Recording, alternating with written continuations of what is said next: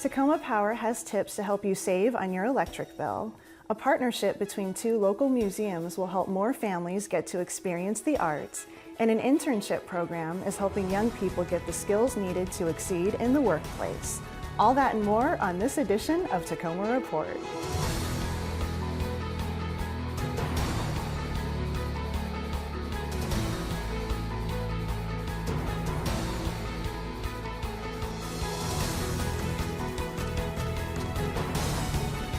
Hello, I'm Anita Gallagher.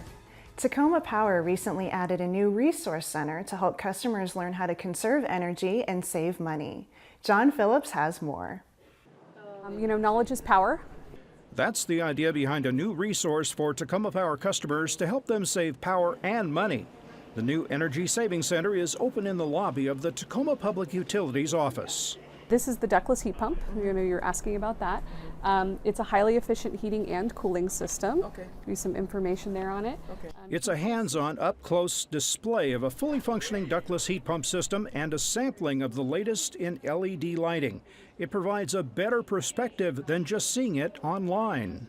Online has a lot of great program information, and this is the actual tangible piece, the piece you can really see how it can fit into your life. So customers can actually see how it will look in their house. We've got our little couch, so you can kind of envision that, and they can feel the heat coming out. Customers can find out how supplementing their existing electric heat with one of these can add comfort and big savings. You can also find out about an $800 rebate for installing one. But another great part is it also provides air conditioning in the summer. Oh. We'll turn all but one off, and then even mess with the slider a little bit so you can see how little energy they use. The center's LED lighting display can help you visualize how the latest bulb styles might look in different rooms of your home, providing lots of illumination using very little power. It's just getting the word out that there is an LED that can meet their needs and that they are affordable, and our rebates help make it even more affordable. Besides the new displays, there are helpful brochures and knowledgeable staff to assess your electric use and tell you about Tacoma Power's rebate offers on these products and services like weatherization. For Tacoma Report, I'm John Phillips. Tacoma Power's Energy Saving Center is open during regular business hours and is located in the TPU lobby at South 35th Street and Union in Tacoma. The city is hosting an open house to share updates and design plans for the Lincoln District Revitalization Project. The event will be held on Wednesday, March 29th from 4 to 6 p.m. in the Lincoln High School cafeteria. Attendees will have a chance to see the streetscape design and provide feedback on welcome designs. For more information about the open house, contact Program Development Specialist Trelane Myers. You can also visit the Lincoln District Project Office Monday through Friday, 10 a.m. to 4 p.m. The Children's Museum of Tacoma and Tacoma Art Museum are working together to provide free and exciting arts programs for families, connecting our youngest learners through the arts. Maria Lee has this story. Through this partnership, up to 500 families each year for 2 years can experience art at the 2 museums, receiving free entry to Tacoma Art Museum after visiting Children's Museum of Tacoma. The partnership between the Art Museum and the Children's Museum really celebrates a child's innate creativity. At the Children's Museum, they get to mess around with materials that's inspired by an original piece of art at the Art Museum, and then they get to walk across the street and see that original piece. So we're so thrilled to have the opportunity to welcome families here at the Tacoma Art Museum, and it's a wonderful opportunity to partner with the Children's Museum of Tacoma, who are really the experts in play here in our community. So building on their great work and the opportunities for kids to work with brand new materials at the Children's Museum, they get to come here totally free and experience works of art in our galleries. The museums are neighbors located less than a block apart right here on Pacific Avenue. So this makes it easy. But if going to 2 museums in one day is more than your family can accommodate, the free Tacoma Art Museum Pass is good for 1 year. For Tacoma Report, I'm Maria Lee. There are 3 different activity bags that families can check out at the front desk of the Tacoma Art Museum. For more information, visit the Tacoma Art Museum webpage. In our next report, Stacy Ellifrit checked in with the city's parking enforcement staff with some helpful reminders for drivers on how to avoid a citation.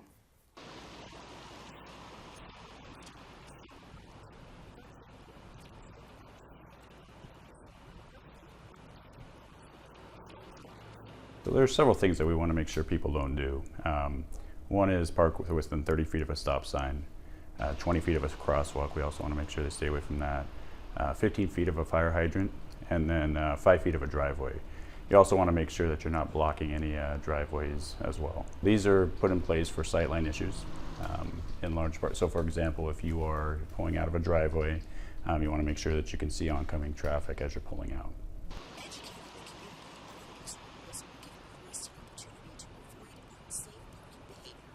People should avoid parking on planting strips or sidewalks. Planting strip being defined as the area between the sidewalk and the curb, whether it's paved or it's vegetated. It doesn't matter, just you don't park on there. And we also want to make sure that people do not park against traffic anywhere, and we see that a lot in residential areas. So we know what not to do, but what are some examples of rules to follow? You want to make sure you follow all the posted signage, right? That would include turning wheels to the curb when you're on a hill. In addition to that, you want to make sure that the vehicles are properly licensed. That includes front and back license plates as well as valid tabs. If you're in a downtown area or an area where it has short-term parking regulations, you want to make sure you follow those, as well as if you're in a meter district, make sure you pay the meter.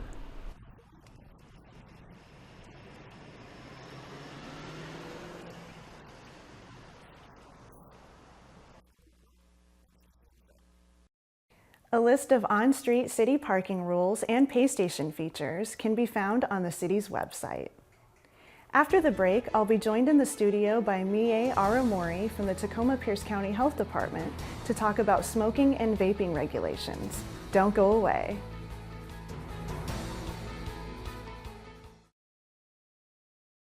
Joining me now is Mie Aramori, the Tacoma-Pierce County Health Department's Physical Activity, Nutrition, and Tobacco Program Manager. Welcome to the show. Thank you. So I want to ask you about new county and state regulations on vaping that have gone into effect, and we're going to start seeing some new signs going up countywide. So what should we know about the new vapor regulations? In Pierce County, vaping is not allowed indoors or within 25 feet of doors and windows. Washington requires a license of the businesses that sell vapor products, and it is illegal to use them in areas where children gather, such as parks and playgrounds, or for youth to purchase or have them. Okay, well that makes sense. So you're using social media to let young people in Pierce County know about the risks of vaping. So can you tell us more about that campaign? Of course. No Resets is our latest campaign. The target audience is youth between the ages of 10 and 17 years old. And we had youth in the community help us to develop the campaign. We came up with a video game theme because that's really popular amongst that age group. Sure. And so unlike in video games, there are no resets in life. Oh, okay, well that makes sense. So if someone sees a violation of the vaping and smoking laws, what can they do to report it? Well, we have a website where you can learn more about the health impacts about vaping and about the new regulations. Let us know if you see a violation, either by phone or online. So which social media channels are you using for the campaign, and have you already started doing that communication? Yes, we have been using Facebook, and also for this campaign for No Resets, we also tried using Snapchat, which is a new social media strategy that we've ever used. Oh, wonderful. So where can folks go to look up your accounts? So on Facebook, we have the two pages. One is No Resets, which is the youth campaign, and then our Think Again Pierce County is our page targeting adults and about the new regulations. Okay, great. Well, hopefully folks can go and check that out. What kind of response have you gotten so far with the social media campaigns? It's been pretty interesting. So one of the things is that the vaping industry has been pretty vocal about their opinions. And so we really are hoping to engage more young people and more parents and folks that are concerned about vaping products in their community. Sure. Well, thank you so much for joining us today, and we'll look forward to hearing more about this campaign in the future. Thank you. Up next, we'll find out about a program helping young people learning English as a second language.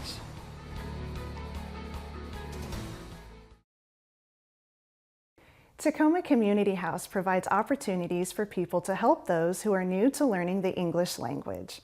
Maria Lee has this story.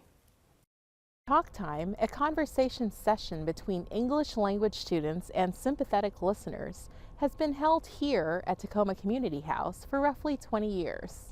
So our previous education director several years ago, Debbie Reck, started this program as a way to help our students get more conversational practice in their English.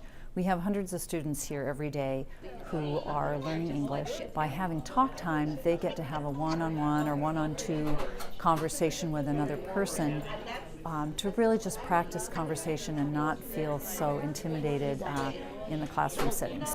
Beautiful. It's so beautiful. Talk time is often the only place students can engage in spontaneous conversations, which are key to building language confidence and fluency. Participants spend about an hour sharing conversations with English language students. Participants also have an opportunity to discuss their experience afterwards. For Tacoma Report, this is Maria Lee. Everyone is invited to participate in the next Talk Time on April 26th, starting at 5:30 p.m.